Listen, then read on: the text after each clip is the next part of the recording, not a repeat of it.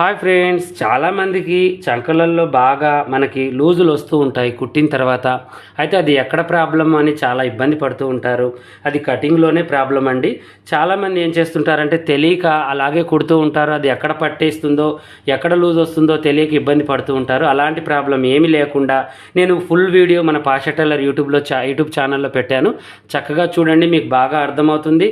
దాంతోపాటు ఇప్పుడు మీకు చిన్న టిప్పు, దీంట్లో ఇది రాకుండా ఏం చేయాలో కూడా షార్ట్కట్లో నాకు వీలైనంత త్వరలో నేను మీకు చెప్పేస్తాను. ఎక్కువగా మనం ఏం చేస్తుంటామంటే అందరికి 5.5 షోల్డర్ పెట్టి కట్ చేస్తాము. అయినా కూడా వస్తుంది అంటే అప్పుడు మీరు షోల్డర్ తగ్గించుకోండి.